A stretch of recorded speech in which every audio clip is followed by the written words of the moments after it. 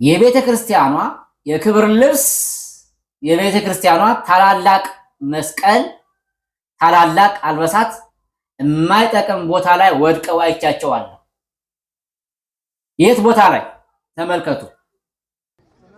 እዚህ የማይጠቅም ቦታ ላይ ለምን እንደዚህ ያስፈለገ? ከቢዮንሴ ወደ አይሾ የተሸጋገረ ጉዳይ አይተናል። ምንድነው እሱ? ትናንትና በቅድስት ሥላሴ ቤተክርስቲያን የተፈጠረውና የሆነው ምንድነው? እንመልከትና እንመለሳለን። እሺ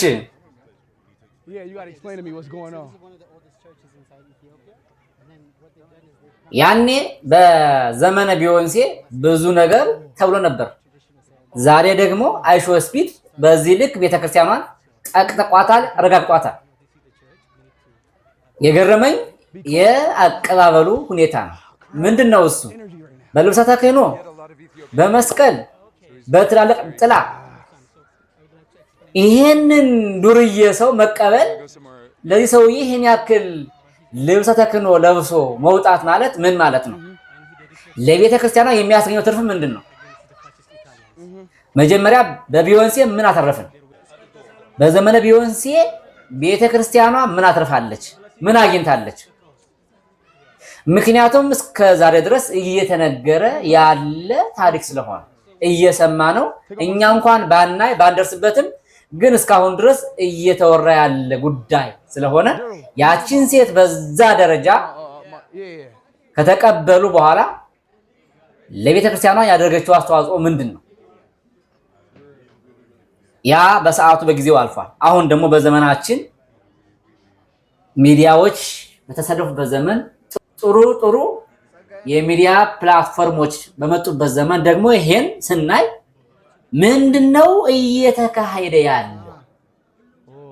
ይሄን ሰው እንደዚህ በመደረጉት ለቤተ ክርስቲያኗ የሚገኘው ትርፍ ምንድነው? የቤተ ክርስቲያኗ ክብር ለምንድነው ዝቅ የሚለው? በዚህ ደረጃ ጭራሽ ወርዶ በዚህ ደረጃ ደግሞ ለዱርዬ ለማፊያ ጥላ መስቀል ይዞ መውጣት ተጀመረ።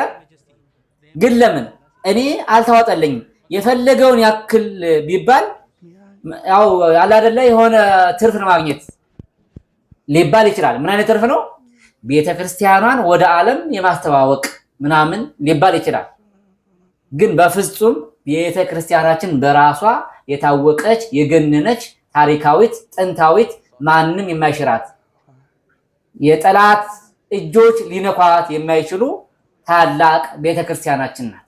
ግን ለእንደዚህ ያለው ሰዎች ለእንደዚህ ያሉ ጎረምሶች መስቀልን ይዘው በመውጣት ካባ በመልበስ ትልልቅ ጥላዎችን ይዘው በመውጣት ምንድነው የሚገኘው ትርፍ? ይሄ ትርፍ ሳይሆን ዝቅተኝነት ነው የሚያሳየው። እኔ እንደዚህ ሲሆን የማውቀው ለነማን ነው ካላችሁኝ፣ ለብፁዕ ወቅዱስ ፓትርያርክ፣ ለጳጳሳት፣ ለታላላቅ አባቶች አቀባበል ሲደረግ እንደዚህ በጥላ በልብሰ ተክህኖ በመስቀል ይሆናል ሲሆን አይቼ አውቃለሁ። ከዚህ ውጭ ግን ለጨፋሪ፣ ለተወዛዋዥ፣ ለዝነኛ፣ ለሙዚቀኛ እንደዚህ ያለ ነገር መሆኑ ምንም ስላልተዋጠልኝ እየተደረገ ያለው ነገር ምንድን ነው? እስኪ ንገሩን፣ አስረዱን። ምንም ብትሉኝ ይሄ ነገር አላሳመነኝም። አሁን ለዚህ ለአንድ ጎረምሳ ይሄን ያክል ሽር ጉድስ ምን አስፈለገ? እኔ በጣም አፍሬያለሁ። የድሮ ታሪክ ባይበቃ አሁን ደግሞ ሌላ ተጨማሪ ስህተት እየተሰራ ቤተክርስቲያን ውስጥ ለዛውም የተከበረውና ታላቁ ቤተክርስቲያን 4 ኪሎ ቅድስት ሥላሴ ቤተክርስቲያን ውስጥ ጳጳሳት በሚከብሩበት ጳጳሳት በሚሾምበት ቤተክርስቲያን ውስጥ ለአንድ ጎረምሳ ይሄን ያክል ሽር ጉድ ሲደረግ ምንም አልተዋጠልኝም። ቢያንስ እንኳን ነጠላ ብታለብሱት ያን ባይሆን ደግሞ ሱሪ ረጅም ሱሪ እንኳን ቢለብስ ምን አለበት? ልክ ሰውየው እኮ ያን ቤት እኮ ያን ቤተክርስቲያን እኮ ያደረገው ልክ እንደማንኛውም ተራ ቤት አለ አይደለ?